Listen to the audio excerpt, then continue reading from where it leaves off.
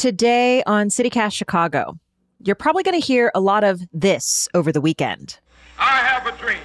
My poor little children one day live in a nation where they will not be judged by the color of their skin, but by the content of their character. I have a dream today. But you might be hearing less of this. The time is always right to do what is right. Now is the time to make real the promises of democracy. Now is the time to transform the bleak and desolate midnight of man's inhumanity to man into a glowing daybreak of freedom and justice. That's from a speech Martin Luther King Jr. gave in Chicago while he was fighting against housing discrimination. We talk with a local historian about King's legacy here. It's Thursday, January 11th. I'm Simona Licea in for Jacoby Cochran, and this is what Chicago's talking about.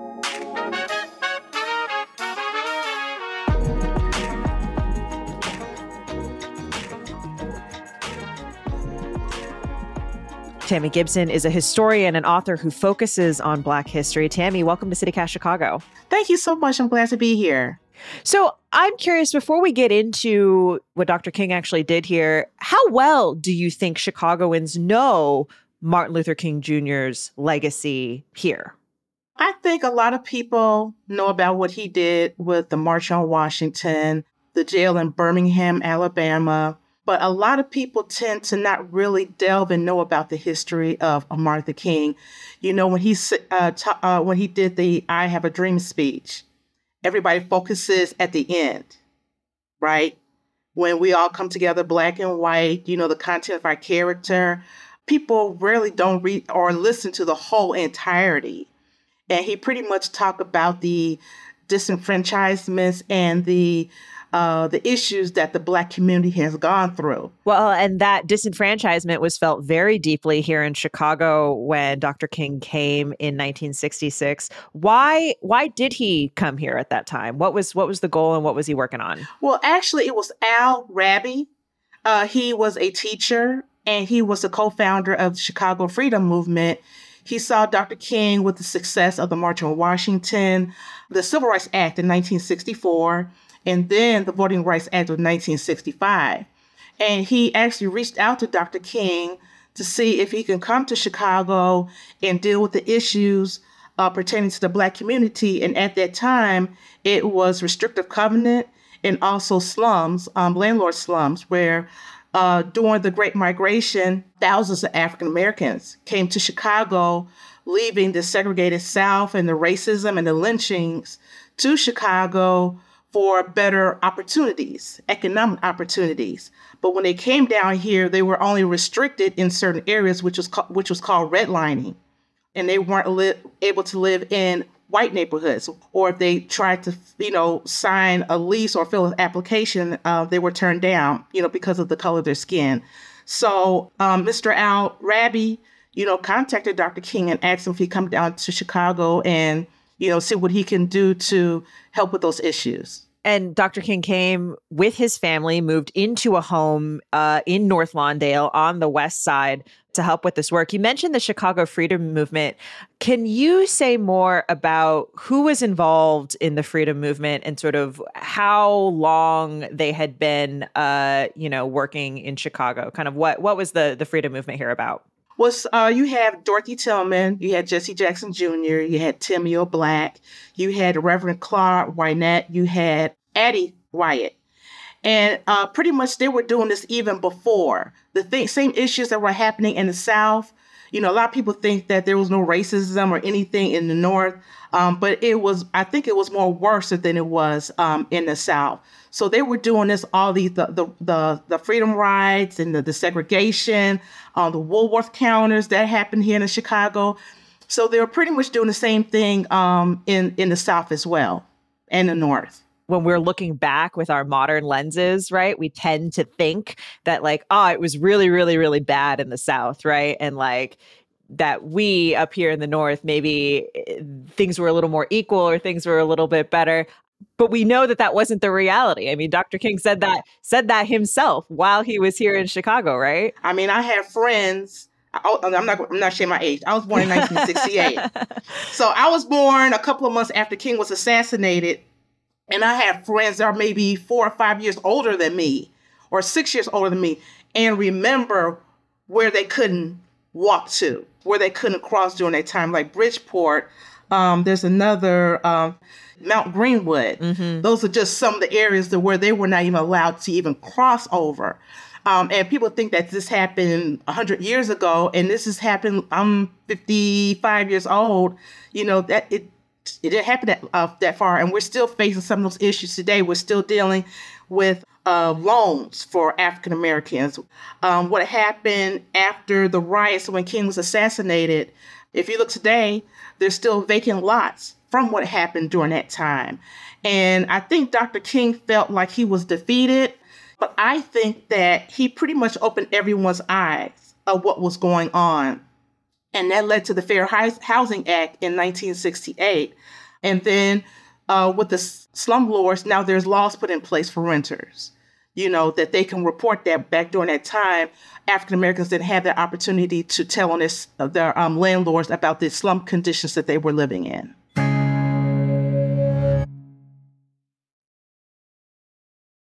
What were the challenges that he and members of the Chicago Freedom Movement faced as they fought against housing discrimination? Well, one of the challenges was dealing with the violence. Stepping outside. Dr. King, when he came in, of course, there were a lot of people that were happy that were there for there to help with those issues. But the racial violence that he said that the hatred and the vitriol was way worse in the North than it is in the South. And then meeting with Daddy Daley. He went to City Hall and had these, things he wanted done. And Daddy Daley said they was going to work on it. And actually, he didn't. Can you say more about the relationship between King and former Mayor Richard J. Daley? There was sort of an agreement that was in place that, Chicago was going to address some of these issues in housing, and then nothing materialized until we got the federal legislation a few years later. Right. So, Dr. King met, Daddy Daley. He thought everything was good, and he told him what he wanted. He wanted African Americans to get loans to purchase homes, restricted covenants where African Americans can go to any black-white neighborhood and live, and it fell short. And Dr. King, was shocked because he's like, we had these conversations. He was with open arms and willing to help. And pretty much that didn't happen. What was Dr. King's response when he encountered this resistance here? To me, reading his bio and doing the research, he felt like it was not going to be as bad as it was in the South. But he said it was way 10 times worse than the North than he had even thought about and imagined in the South. How did Black communities in Chicago respond to King's presence in the city? Some were very welcoming when he came, and people found out he was living on the 3rd floor on South Lawndale. They came up there because they couldn't believe that he was actually there. So there were some people that were happy, but there were people that felt like it would be a distraction, that we're already going through racial tension already. And with him coming here, only going to be here for a year or so, but then he's going to go back, and then they have to deal with all the ramifications of that. So not everybody was happy that he came. What's so interesting too is I think about what happened to the apartment that he was living in after he left. Can you tell? You're nodding your head because you know what I'm talking about. Yeah, can you tell us what happened? Yeah, so whenever I'm on the West Side, I always make myself a point just to pass by it. So it's called the MLK Legacy Apartment. And it's actually for low housing. And they also have like a little museum on the main floor where you can go in and learn about the history of Dr. King living there and the Chicago Freedom Movement. So I would encourage anybody to stop by there and see it. How is King's legacy from his time here still felt in Chicago today? I think it's still felt because we still have the elders that were part of the movement that tells his story, every King Day and around the same time that happened with the Chicago Freedom Movement. But honestly, there needs to be more. There needs to be, our children need to be educated about the history of Dr. King.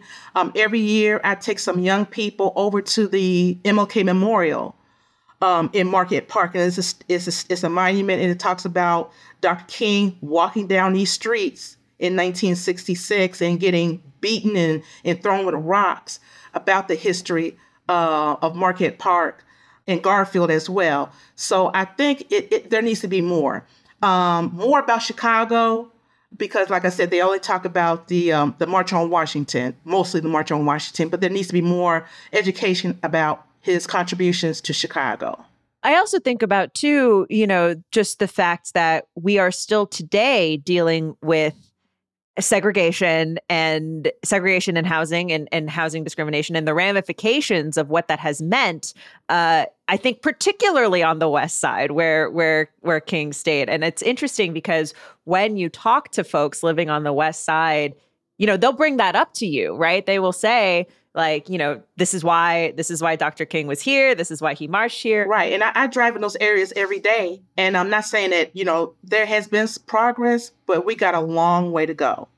We still have the same issues on the South and West Side, where there's food deserts. There's not a garden.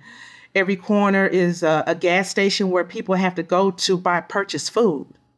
So there's nothing for our children to eat healthy. There's still a lot of work that needs to be done.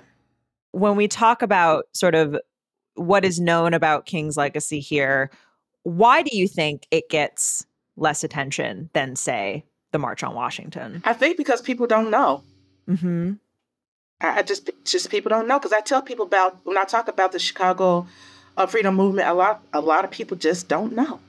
They don't know that he was here. But I guess, like, what is perpetuating the lack of knowledge? And I mean, I'll put forward my theory is just that it wasn't, frankly, it wasn't that successful, like, kind of in time while he was here. True, because he felt that way. But he also said a journey of 1,000 miles begins with one single step. So I don't know if people think that he was supposed to come there and, wipe away everything. Everything that you do, you fight for, it takes time. For me, sometimes I feel like that part of history that they don't want to talk about, because sometimes it sheds a bad light. People don't want to talk. They want to talk about the good, but they don't want to talk about, they want to talk about the March on Washington, but they don't want to talk about him coming to Chicago and tackle the issues pertaining to the Black community. Because every event I go to, they do the I Have a Dream speech. Mm-hmm. That's it. Mm-hmm. And it's like, oh my God, there's so much more to it. And so that's how I feel that there needs to be more. Our children, like I said, talk beyond the March on Washington, have them do a paper or learn about the unsung people that were behind the scenes that helped make Dr. King the person that he was and is today. And then also a day of service, go out to your community to beautify it. I know a lot of people, depending on the weather, because it's supposed to be really cold next week, they plan on cleaning up their community, or go to a park district and talk to the children about Dr. King. And, they can be great and, influence our young people to be great as well. Any other stops in Chicago? You mentioned the memorial and the former apartment. Where else you might recommend Chicagoans go to honor MLK or the other Chicago Freedom Movement fighters? First, I would say some of the people that were part of it, they're still alive today, except for Mr. Al Raby. Contact Jesse Jackson. He's very open and willing to talk about it. Dorothy Tillman, she always talked about the Chicago Freedom Movement, always. But talk to your parents. I talked to my mother was pregnant with me when it was the riots, and she was not too far from the West Side. She was around to talk about King's contributions when he came to Chicago. So I would just say, do extensive research, think beyond the March on Washington, and, learn as much as you can about what he did in Chicago. Tammy, thank you so much for joining CityCast Chicago. Thank you. Hey, did you know that you can become a member of CityCast Chicago? It's just one way you can support your favorite podcast and newsletter. Just $8 a month helps us keep bringing you conversations that matter in this city. Plus, there are some fun perks too. Join now at membership.citycast.fm. And thank you so much to everyone who has already joined. And some good news to get you through. There's an event happening in Wrigleyville tonight that I think just has the cutest name. Guthrie's Tavern will be hosting Singo and Ready to Mingo, which is, you guessed it, a bingo event for singles. It starts at 7, so let us know. Is it actually better than the apps? You can find our phone number in the show notes, and while you're there, make sure you click the link to vote CityCast Chicago as Best Podcast and Hey Chicago as Best Newsletter in the Reader's Best of 2023. You've only got a few more days to vote, so just go ahead, do it now, before the episode ends. Host Jacoby Cochran is back tomorrow, rounding up the week's news. I'm excited. I know you're excited. We'll talk to you then.